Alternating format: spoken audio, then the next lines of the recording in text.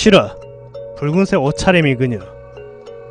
지금부터 하는 이야기는 소행이 경험한 기이하고도 소름끼치는 경험담이며 현재까지도 미스터리로 남아있는 사건이요. 이야기는 1990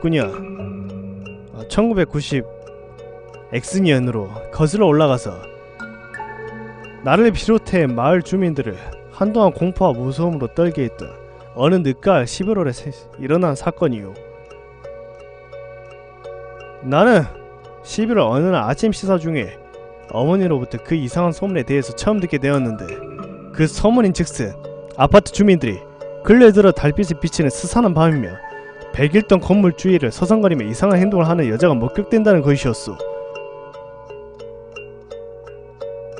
내 어머니도 직접 목격하시지 않았지만 들려주시는 이야기에 의하면 101동 뒤에는 놀이터가 있고 놀이터 주위로 나무와 함께 여러 식물을 심은 화단이 있는 것이었어.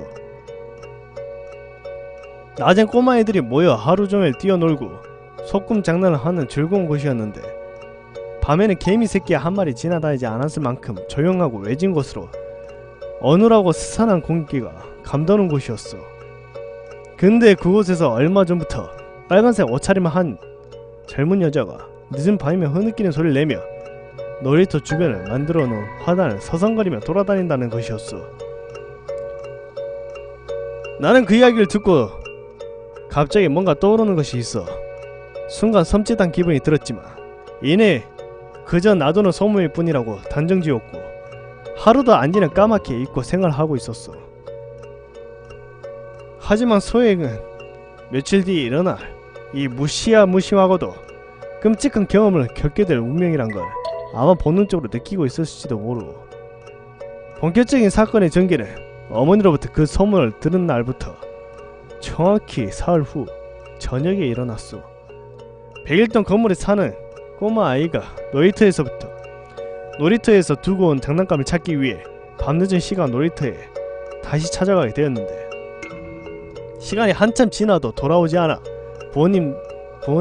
부모가 찾아 나서게 되었고, 납치 같은 걸 당한 줄 알고 경찰에 신고하고 밤중에 주민들 모두 난리도 아니었어. 그러나 다음날 아침 천만다행 뜻밖에도 아무 일 없듯이 아이가 집으로 찾아 돌아왔지만 나는 일이 뭔가 심상치 않다는 느낌이 들었고, 그날 오후 꼬마에게 직접 찾아가 그날 밤 있었던 얘기를 듣게 되었어. 꼬마의 서투른 말을 정리해보자면, 놀이터에서 잃어버렸던 장난감을 찾던 도중 빨간 옷을 입은 어떤 여자가 놀이터 주위를 서성거리며 무언가를 찾고 있는 걸 목격했다고 했어. 그러던 중에 꼬마와 눈이 마주쳤는데 여자가 갑자기 손톱을 세우고 뭔가를 소리치며 죽일 듯한 기세로 쫓아왔다는 것이었어. 꼬마아이는 공포에 질려서 도망치다가 커다란 파이프 안에 숨었는데 그래서 그만 잠이 들어버렸다고 하는 것이었어. 나는 꼬마의 얘기를 듣고 중요한 사실을 한 가지 캐낼 수 있었는데, 여자가 무언가를 찾고 있다는 것이었어.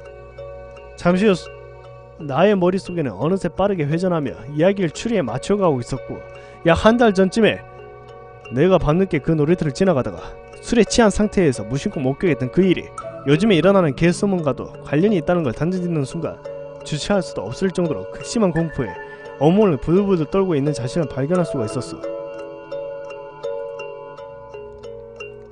사건 발생 약 한 달 전, 나는 그날 저녁 친구들과 모임이 있어 늦게까지 술을 마시고 집으로 돌아가는 길이었어.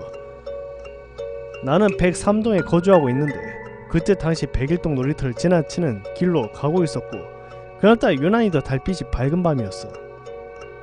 놀이터를 아마 거의 다 지나쳤을까 이상한 인기척을 느끼고 놀이터 건너편을 쳐다봤는데 22여 미터 정도의 거리에 구석진 코너에서 사람 그림자가 가로등에 비춰지고 있는 것이었어. 잠시 걸음을 멈추어 그 그림자를 유심히 쳐다봤는데 분명 그건 사람이었어. 아마도 내가 지나가는 길을 미리 발견하고 벽에 숨어 그러게 있었던 것 같아.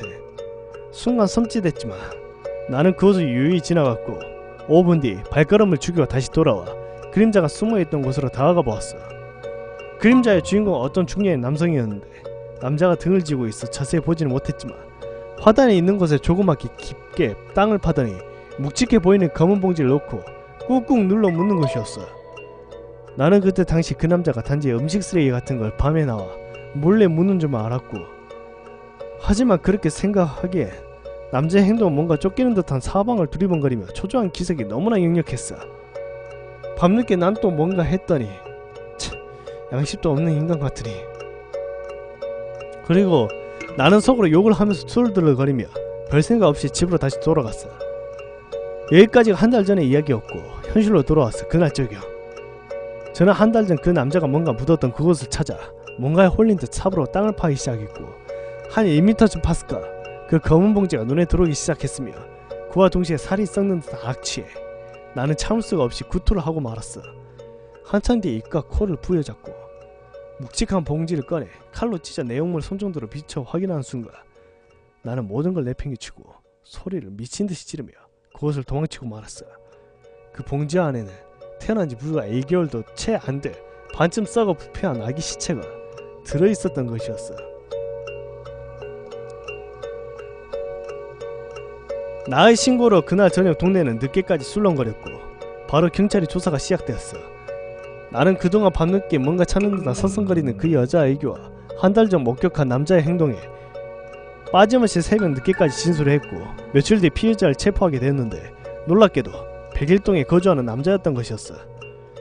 그 피해자는 그동안 몹시 괴롭던지 순순히 모든 걸 털어놓았고 나는 형사에게 그 사건의 내막을 간단하게나마 들을 수가 있었어.